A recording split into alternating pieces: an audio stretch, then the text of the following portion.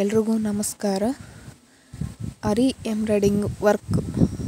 ಇವತ್ತು ನಾನು ಈ ವರ್ಕಲ್ಲಿ ಸಿಂಪಲ್ ಆಗಿರ್ತಕ್ಕಂಥ ಡಿಸೈನ್ನ ನಾನು ನಿಮ್ಮ ಮುಂದೆ ತೋರಿಸ್ತಿದ್ದೀನಿ ಮತ್ತು ಹಾಕ್ತಿದ್ದೀನಿ ನೋಡಿ. ತುಂಬ ಚೆನ್ನಾಗಿರುತ್ತೆ, ಯಾರು ಬೇಕಾದರೂ ಹಾಕ್ಬೋದು. ಜಸ್ಟ್ ಬೇಸಿಕ್ ಗೊತ್ತಿದ್ದರೆ ಸಾಕು.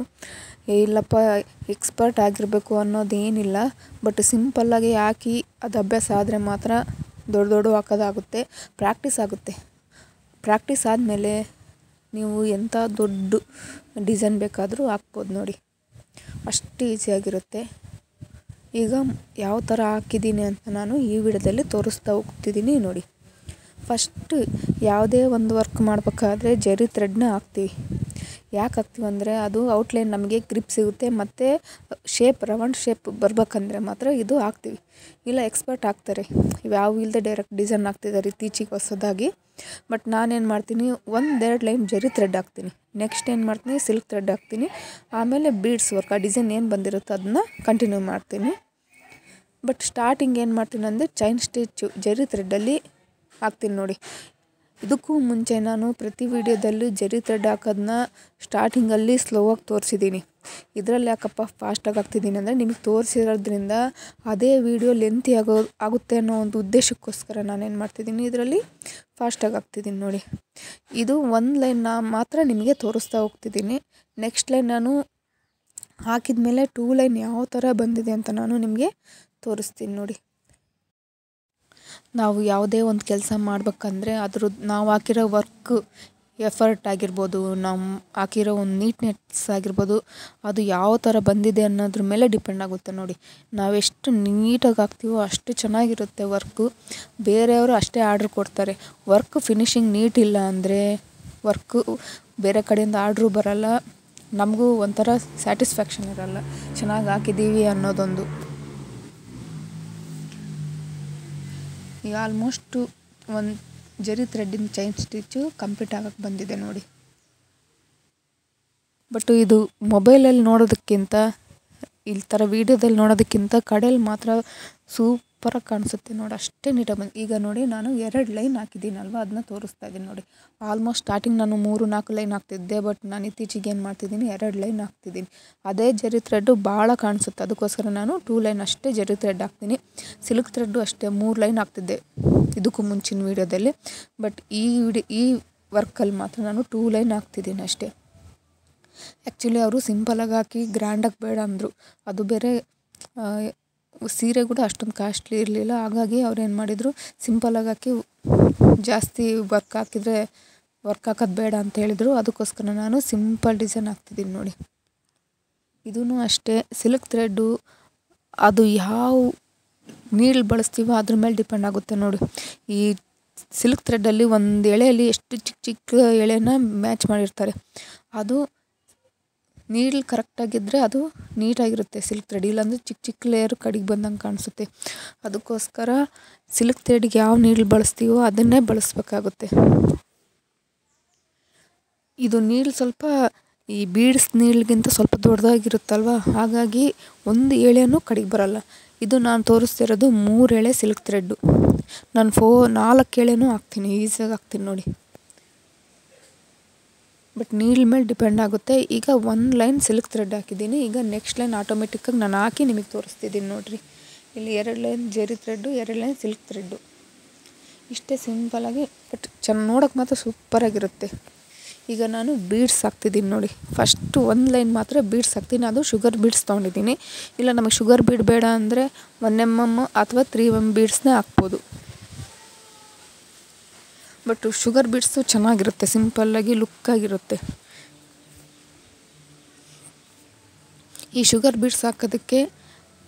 ಬೀಡ್ಸ್ ಹಾಕೋಂಥ ಒಂದು ನೀಡಲಿರುತ್ತೆ, ಅದನ್ನ ಬಳಸಿದರೆ ಮಾತ್ರ ನಮಗೆ ವರ್ಕ್ ಫಾಸ್ಟಾಗಿ ಮುಗಿಯುತ್ತೆ ನೋಡಿ. ಇದರಲ್ಲಿ ತುಂಬ ಬೀಡ್ಸ್ ಇಡ್ಸೋದ್ರಿಂದ ನಮಗೆ ಗ್ರಿಪ್ ಸಿಕ್ಕಾಗ ಮಾತ್ರ ನಾವು ಈ ಬೀಡ್ಸ್ನ ಎಷ್ಟು ಬೇಕೋ ಅಷ್ಟು ಹಾಕ್ಕೋಬೋದು ಮತ್ತು ಎಷ್ಟು ಫಾಸ್ಟಾಗಿ ಬೇಕಾದರೂ ಹಾಕ್ಬೋದು. ನಾನು ಶುಗರ್ ಬೀಡ್ಸ್ನ 2 ಅಥವಾ 3 ಹಾಕ್ತೀನಿ. ಅದಕ್ಕೂ ಜಾಸ್ತಿ ಹಾಕಿದರೆ ಏನಾಗುತ್ತೆ, ಬೀಡ್ಸ್ ಮೇಲಕ್ಕೆ ಬಂದಂಗೆ ಕಾಣಿಸುತ್ತೆ. ಅದಕ್ಕೋಸ್ಕರ ನಾನೇನು ಮಾಡ್ತೀನಿ, 2 ಆಲ್ಮೋಸ್ಟ್ ನಾನು ಜಾಸ್ತಿ ಹಾಕೋದು 2 ಹಾಕ್ತೀನಿ. ಬೈ ಚಾನ್ಸ್ ನೀళ్ళు ಸ್ವಲ್ಪ ಮುಂದೆ ಹೋದಾಗ 3 ಬೀಡ್ಸ್ ಬಂದುಬಿಡುತ್ತೆ, ಆವಾಗ ಆಟೋಮೆಟಿಕ್ಕಾಗಿ ಹಾಕ್ಬಿಡ್ತೀನಿ. ಅಷ್ಟು ಬಿಟ್ಟರೆ 4 ಬೀಡ್ಸ್ ಮಾತ್ರ ಯಾವಾಗಲೂ ಹಾಕಲ್ಲ, ಒಂದೊಂದು ಬೀಡ್ಸು ಮಧ್ಯದಲ್ಲಿ ಹಾಕ್ತಿರ್ತೀನಿ. ಬಟ್ ನೀಳನ್ನ ಬೀಡ್ಸ್ ಹಾಕೋ ನೀಳನ್ನ ಮಾತ್ರ ಕರೆಕ್ಟಾಗಿ ಇಟ್ಕೊಳ್ಳೋದು ಕಲ್ತ್ಕೊಳ್ರಿ, ಮತ್ತು ಹಾಕೋದನ್ನ ಪ್ರಾಕ್ಟೀಸ್ ಮಾಡಿ. ಆವಾಗ ಮಾತ್ರ ನೀವು ವರ್ಕ್ ಫಾಸ್ಟಾಗಿ ಮುಗ್ಸೋಕ್ಕಾಗುತ್ತೆ ನೋಡಿ. ತುಂಬ ಅಂದರೆ ತುಂಬ ಚೆನ್ನಾಗಿರುತ್ತೆ ವರ್ಕ್, ಮಾತ್ರ ನೀಟಾಗಿ ಫಿನಿಶಿಂಗ್ ಮಾತ್ರ ತುಂಬ ಚೆನ್ನಾಗಿ ಬಂದಿದೆ ನಂದು. ಆಲ್ಮೋಸ್ಟ್ ನಾನು ಸ್ವಲ್ಪ ಲೇಟ್ ಆಯ್ತು ಸ್ಟಾರ್ಟಿಂಗು ಕಲಿಯೋರ್ಗೆ ಮಾತ್ರ ನಿಧಾನ ಆಗುತ್ತೆ, ನಿಧಾನ ಆದರೂ ಪರವಾಗಿಲ್ಲ, ವರ್ಕ್ ಮಾತ್ರ ನೀಟಾಗಿ ಫಿನಿಶಿಂಗ್ ಮಾಡಿ. ಈಗ ನೋಡಿರಿ ಬೀಡ್ಸ್ ಹಾಕಿದ್ದೀನಲ್ಲ, ನೋಡಿರಿ ಎಷ್ಟು ನೀಟಾಗಿ ಬಂದಿದೆ. ಈಗ ನೆಕ್ಸ್ಟ್ ಡಿಸೈನ್ ಹಾಕ್ತೀನಿ. ಈ ಡಿಸೈನ್ಗೆ ನಾನು ಲೈನ್ಸ್ ಹಾಕ್ತೀನಿ, ಮಧ್ಯದಲ್ಲಿ ಫ್ರೆಂಚ್ ನಟ್ ಹಾಕ್ತೀನಿ. ಅದಕ್ಕೋಸ್ಕರ ಫ್ರೆಂಚ್ ನಟ್ ಇಡ್ಸೋ ಅಷ್ಟು ಗ್ಯಾಪ್ ಇಟ್ಟು ಒಂದು ಲೈನ್ಗೂ ಮತ್ತೊಂದು ಲೈನ್ಗೂ ಮಧ್ಯದಲ್ಲಿ ಫ್ರೆಂಚ್ ನಟ್ಸ್ ಇಡ್ಸೋಷ್ಟು ಮಾತ್ರ ಗ್ಯಾಪ್ ಇಡ್ತಿದ್ದೀನಿ ನೋಡಿ. ಈಗ 3 ಶುಗರ್ ಬೀಡ್ಸು, 1 3mm ಬೀಡ್ಸ್ ತಗೊಂಡಿದ್ದೀನಿ. ಈ ಒಂದು ಲೈನ್ಗೂ ಮತ್ತು ಇನ್ನೊಂದು ಲೈನ್ಗೂ ಗ್ಯಾಪು 1/4 ಇಂಚ್ ಇರುತ್ತೆ ನೋಡಿ. ನಾನು ಮೆಜರ್ಮೆಂಟ್ ಮಾಡಿಲ್ಲ, ಬಟ್ ನಾನೇನು ಮಾಡಿದ್ದೀನಿ ಡೈರೆಕ್ಟಾಗಿ ಅಂದಾಜಿನ ಮೇಲೆ ಹಾಕ್ಕೊಂಡೋಗಿದ್ದೀನಿ. ಬಟ್ ನನಗೆ ಅಳತೆ ಗೊತ್ತಾಗುತ್ತೆ, ಅದಕ್ಕೋಸ್ಕರ ನಿಮಗೆ ಗೊತ್ತಾಗಲಿಲ್ಲಪ್ಪ ಅಂದರೆ ಏನು ಮಾಡಿ 1/4 ಇಂಚಿಗೆ ಒಂದು ಲೈನ್ ಎಳ್ಕೊಂಬಿಡಿ, ಆವಾಗ ನಿಮಗೆ ಈಸಿಯಾಗಿ ಬಿಡುತ್ತೆ. ನಾನು ಟೈಮ್ ಸೇವ್ ಮಾಡೋದಕ್ಕೋಸ್ಕರ ಫಾಸ್ಟ್ ಮಾಡೀನಿ. ಎಂಡಿಂಗಲ್ಲಿ ನಿಮಗೆ ಇದನ್ನು ಯಾವ ಥರ ಹಾಕ್ಬೇಕು ಅನ್ನೋದನ್ನ ನಾನು ತೋರಿಸ್ತಿದ್ದೀನಿ ನೋಡಿ. ನಾವು ಸಿಂಗಲ್ ಬೀಡನ್ನ ಯಾವ ಥರ ಲಾಕ್ ಮಾಡ್ತೀವೋ ಅದೇ ಥರನೇ ಇಲ್ಲಿ ಲಾಕ್ ಮಾಡ್ತಿದ್ದೀನಿ, ಎಕ್ಸ್ಟ್ರಾ ನಾಟ್ ಹಾಕ್ತಿಲ್ಲ. ಯಾಕಪ್ಪ ಅಂದರೆ ಅದು ಎಳೆ ಎದ್ದಂಗೆ ಕಾಣಿಸುತ್ತೆ, ಅದಕ್ಕೋಸ್ಕರ ನಾನೇನು ಮಾಡ್ತೀನಿ ಅದು 3mm ಬೀಡ್ಸ್ ಹಾಕಿರೋದ್ರಿಂದ ದೊಡ್ಡದಿರುತ್ತೆ, ಅದಕ್ಕೋಸ್ಕರ ನಾನೇನು ಮಾಡಿದ್ದೀನಿ ಅದರೊಳಗಡೆ ಲಾಕ್ ಮಾಡಿದ್ದೀನಿ. ಬೀಡ್ಸ್ ಹಾಕೋದಕ್ಕೆ ನಾನು ಜಿಗ್ಜಾಗ್ ವೈರ್ನೇ ಬಳಸ್ತಾಯಿದ್ದೀನಿ, ಅದಕ್ಕೋಸ್ಕರ ಅದು ಸ್ಟಿಫಾಗಿರುತ್ತೆ. ಈ ಮಿಷನ್ ದಾರಕ್ಕಿಂತ ತುಂಬ ಚೆನ್ನಾಗಿರುತ್ತೆ ನೋಡಿ. ನಾನು ಈಗ 3 ಶುಗರ್ ಬೀಡ್ಸು ಮತ್ತು 1 3mm ಬೀಡ್ಸ್ ಹಾಕಿರೋದ್ರಿಂದ ಆ ಬೀಡ್ಸ್ ಸ್ವಲ್ಪ ದೊಡ್ಡದಾಗಿರುತ್ತೆ, ಅದರೊಳಗಡೆ ಲಾಕ್ ಮಾಡಿದ್ರೆ ಸ್ಟಿಫಾಗಿ ಕೂರ್ಬಿಡುತ್ತೆ. ಹಾಗಾಗಿ ನಾನು ಇದನ್ನ ಬಳಸ್ತಾಯಿದ್ದೀನಿ. ಈಗ ತೋರಿಸ್ತಿದ್ದೀನಿ ನೋಡಿರಿ, 3 ಶುಗರ್ ಬೀಡ್ಸು 1 3mm ಬೀಡ್ಸ್ನ ಹಾಕಿ ಮಾಡ್ತಾಯಿದ್ದೀನಿ. ಈ ಥರ ಕೆಳಗಡೆ ಎಳೆ ಎಳ್ಕೊಂಡು ಮೇಲ್ಗಡೆ ಬೀಡ್ಸ್ ಮೇಲೆ ಹಾಕಿ ಕೆಳಗಡೆ ಎಳೆದ್ರೆ ಏನಾಗುತ್ತೆ ಅದು ಫುಲ್ ಲಾಕ್ ಆಗಿಬಿಡುತ್ತೆ. ಆಲ್ಮೋಸ್ಟ್ ನಾನು ಇದೇ ಥರನೇ ಹಾಕೋದು, ಈಸಿಯಾಗಿ ಹಾಕ್ಬೋದು. ಒಂದು ಫಿನಿಶಿಂಗ್ ಮಾತ್ರ ನೀಟಾಗಿ ಕಾಣಿಸುತ್ತೆ. ಮೇಲೆ ಲಾಕ್ ಮಾಡಿದರೆ ಕೆಲವೊಂದು ಸಲ ಮೇಲೆ ಎದ್ದಂಗೆ ಕಾಣಿಸುತ್ತೆ ಲೈನ್ ಎಳೆ, ಅದಕ್ಕೋಸ್ಕರನೂ ಎಕ್ಸ್ಟ್ರಾ ಲಾಕ್ ಹಾಕೋದಿಲ್ಲ. ಅದಕ್ಕೆ ನಾನೇನು ಮಾಡ್ತೀನಿ ಬೀಡ್ಸ್ ಮೇಲೇ ಹಾಕ್ತಾಯಿದ್ದೀನಿ ನೋಡಿ. ಈ ಥರ ಹಾಕಿದಾಗ ಏನಾಗುತ್ತೆ ಅಲ್ಲಿ ಏನೂ ಒಂದು ಎಕ್ಸ್ಟ್ರಾ ಎಂಡ್ ಲಾಕ್ ಆಗಲಿ ಇನ್ನೊಂದಾಗಲಿ ಏನೂ ಕಾಣೋದಿಲ್ಲ. ವರ್ಕ್ ಮಾತ್ರ ಫಿನಿಶಿಂಗ್ ನೀಟಾಗಿರುತ್ತೆ ನೋಡಿ.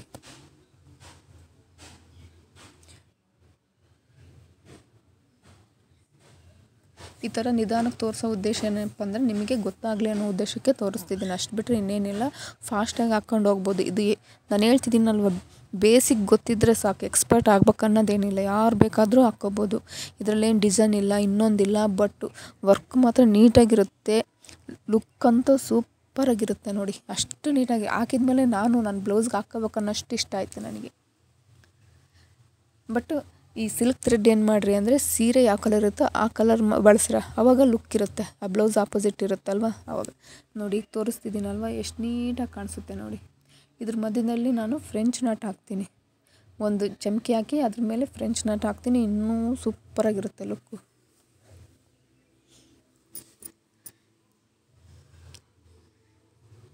ಇದು ಮೀಡಿಯಮ್ ಸೈಜ್ ಬಳಸಿದ್ದೀನಿ ಚಮಕಿ ನಾನು, ಇದರಲ್ಲೂ ಚಿಕ್ಕದು ಬರುತ್ತೆ, ಇದರಲ್ಲೂ ಇದಕ್ಕಿಂತ ದೊಡ್ಡದು ಬರುತ್ತೆ. ಬಟ್ ಫ್ರೆಂಚ್ ನಾಟಿಗೆ ಮಾತ್ರ ಇದು ಬಳಸಿದರೆ ತುಂಬ ಚೆನ್ನಾಗಿರುತ್ತೆ ನೋಡಿ. ಬೀಡ್ಸಿಗೆ ಬೇರೆ ಬರುತ್ತೆ, ಅದು ಇನ್ನೂ ಸ್ವಲ್ಪ ಚಿಕ್ಕದಿರುತ್ತೆ ಅದು ಚಮಕಿ. ನಾನು ಫ್ರೆಂಚ್ ನಾಟಿಗೆ ಇದನ್ನ ಬಳಸ್ತಿದ್ದೀನಿ, ಇದಕ್ಕಿಂತ ಸ್ವಲ್ಪ ದೊಡ್ಡದು ಬರುತ್ತೆ, ಅದನ್ನಿನ್ನೂ ಯಾವುದಕ್ಕೂ ಬಳಸಿಲ್ಲ ನಾನು. ಆಲ್ಮೋಸ್ಟ್ ಬಳಸಿರೋದೇ ಇದಕ್ಕಿಂತ ಚಿಕ್ಕದು ಅಷ್ಟೇ. ಫ್ರೆಂಚ್ ನಾಟ್ ಹಾಕ್ಬೇಕಾದ್ರೆ ನೋಡಿಕೊಂಡು ನಿಧಾನಕ್ಕೆ ಈ ಕೆಳಗಡೆ ಮೇಲೆ ಲೆವೆಲ್ ಮಾಡಿಕೊಂಡು ಬಿಟ್ಟಾಗ ಮಾತ್ರ ಅದು ಫ್ರೆಂಚ್ ನಾಟ್ ನೀಟಾಗಿ ಬರುತ್ತೆ, ಇಲ್ಲ ಅಂದರೆ ಬರೋಲ್ಲ ನೋಡಿ. ಒಂಚೂರು ಎಡವಟ್ಟಾಯ್ತು ಅಂದರೆ ಒಂದು ಲೈನ್ ಎಳೆ ಮೇಲಕ್ಕೆ ಬಂದರೂ ಅದು ನೀಟಾಗಿ ಕಾಣೋದೇ ಇಲ್ಲ. ಯಾಕಂದರೆ ನಾವು ಒಂದು ಎಳೆ ಎಲ್ಲ ತಗೊಂಡಿರೋದಲ್ವ, ಹಾಗಾಗಿ ತುಂಬ ಎಳೆ ಇರುತ್ತೆ. 6 + 6 12 ಎಳೆ ಇರುತ್ತೆ. ಅದು ಫ್ರೆಂಚ್ ನಾಟ್ ಹಾಕ್ಬೇಕಾದ್ರೆ ಅದರಲ್ಲಿ 24 ಎಳೆ ಇರುತ್ತೆ. ಈ ಥರ ನೋಡಿ ನಿಧಾನಕ್ಕೆ ಕೆಳಗಡೆ ಮೇಲೆ ಎಳ್ಕೊಂಡು ಬಿಟ್ಟಾಗ ಮಾತ್ರ ಅದು ಫ್ರೆಂಚ್ ನಾಟ್ ನೀಟಾಗಿ ಕಾಣಿಸುತ್ತೆ ನೋಡಿ. ಈ ಚಮಕಿ ಫುಲ್ಲು ತೆಳುಗಿರೋದ್ರಿಂದ ಒಂದಕ್ಕೊಂದು ಅಂಟ್ಕೊಂಡಿರುತ್ತೆ ನೋಡಿ. ಒಂದೊಂದು ಸಲ 4-5 ಅಂಟ್ಕೊಂಡಿರುತ್ತೆ. ಅದಕ್ಕೋಸ್ಕರ ನೀಟಾಗಿ ಹಾಕ್ಬೇಕಾದ್ರೆ ನಿಧಾನಕ್ಕೆ ಸಪ್ರೇಟ್ ಮಾಡಿ ಹಾಕ್ಕೊಳ್ಳಿ. ಅದು ಕೆಳಗಡೆಯಿಂದ ಫ್ರೆಂಚ್ ನಟ್ ಹಾಕೋದಕ್ಕೆ ಕೆಳಗಡೆಯಿಂದ ನೀಡ್ಲು ದಾರ ಇರ್ತಕ್ಕಂಥ ನೀಡ್ಲು ಮೇಲೆ ಕೆಳ್ಕೊಂಡು ಅದರೊಳಗಡೆ ಚಮಕಿ ಹಾಕಿ ಅದೇ ಓಲಲ್ಲೇ ಯಾವ ಓಲಿಂದ ಮೇಲ್ಗಡೆ ಥ್ರೆಡ್ ಬಂದಿರುತ್ತೋ ಅದೇ ಓಲಲ್ಲೇ ಲಾಕ್ ಮಾಡ್ಕೊಂಡು ಅದರಲ್ಲೇ ಬಿಟ್ಟಾಗ ಮಾತ್ರ ಅದು ನೀಟಾಗಿ ಕಾಣಿಸುತ್ತೆ ನೋಡಿ.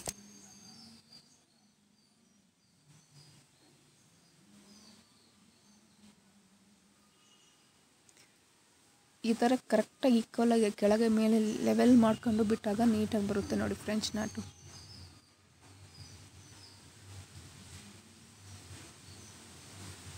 ಬಟ್ ದಾರ ಲಾಂಗ್ ತಗೊಂಡ್ರೆ ಏನಾಗುತ್ತೆ, ಸಿಕ್ಬೀಳುತ್ತೆ. ಆದಷ್ಟು ಸ್ವಲ್ಪ ಲೇಟ್ ಆದರೂ ಚಿಂತಿಲ್ಲ, ಸ್ಟಾರ್ಟಿಂಗ್ ಮಾತ್ರ ಕರೆಕ್ಟಾಗಿ ಹಾಕ್ಬೇಕು ಅಂದರೆ ಸ್ವಲ್ಪನೇ ತಗೊಳ್ಳಿ. ಫುಲ್ಲು ಲಾಂಗ್ ಆದರೆ ಏನಾಗುತ್ತೆ, ಕೆಲವ್ರು ಏನು ಮಾಡ್ತಾರೆ ಅಂದರೆ ಫುಲ್ಲು ಲಾಂಗ್ ತಗೊತಾರೆ ವರ್ಕ್ ಬೇಗ ಮುಗೀಲಿ ಅಂತ. ಬಟ್ ಅವ್ರಿಗೆ ಹ್ಯಾಂಡಲ್ ಮಾಡೋ ಇದಿರುತ್ತೆ, ಹಾಗಾಗಿ ಅವರು ಲಾಂಗ್ ತಗೊತಾರೆ. ಬಟ್ ನಮಗೆ ಇನ್ನೂ ಬರಲ್ಲ ಅಂದಾಗ ಏನು ಮಾಡಬೇಕು, ಸ್ವಲ್ಪನೇ ತಗೊಂಡು ವರ್ಕ್ ಮಾಡಿದರೆ ಮಾತ್ರ ಫಿನಿಶಿಂಗ್ ನೀಟಾಗಿ ಬರುತ್ತೆ ನೋಡಿ. ಈ ಥರ ಅಭ್ಯಾಸ ಆದಂಗೆಲ್ಲ ನಾವು ಬೇಕಾದರೆ ಲಾಂಗಾಗಿ ತಗೋಬೋದು.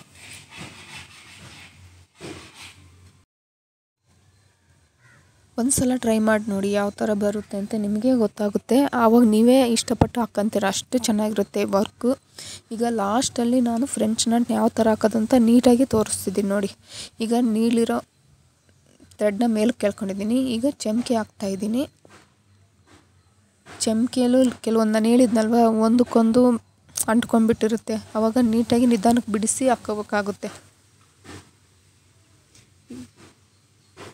ಈಗ ಚಮಕಿ ಹಾಕಿದ್ದೀನಿ. ಆ ಚಮಕಿಯಲ್ಲಿ ಯಾವ ಓಲಿಂದ ಮೇಲ್ಗಡೆ ಬಂದಿರುತ್ತೋ ಅದೇ ಓಲಲ್ಲಿ ಈ ಥರ ನೋಡಿ ನೀಡ್ಲ ಮೇಲೆ ಥ್ರೆಡ್ ತಗೊಂಡು ಮತ್ತು ಅದೇ ಓಲಲ್ಲಿ ಥ್ರೆಡ್ ಕಳಿಸಿದಾಗ ಏನಾಗುತ್ತೆ, ಅದು ನೀಟಾಗಿ ಫ್ರೆಂಚ್ ನಟ್ ಬಂದ್ಬಿಡುತ್ತೆ.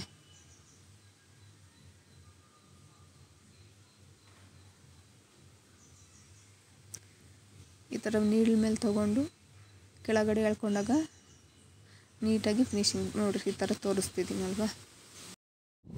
ಡಿಸೈನ್ ಮಾತ್ರ ತುಂಬ ಚೆನ್ನಾಗಿ ಬಂದಿದೆ. ಒಂದು ಸಲ ಟ್ರೈ ಮಾಡಿ. ವಿಡಿಯೋ ಇಷ್ಟ ಆದರೆ ಲೈಕ್ ಮಾಡಿ, ಶೇರ್ ಮಾಡಿ, ಸಬ್ಸ್ಕ್ರೈಬ್ ಮಾಡಿ. ಧನ್ಯವಾದಗಳು.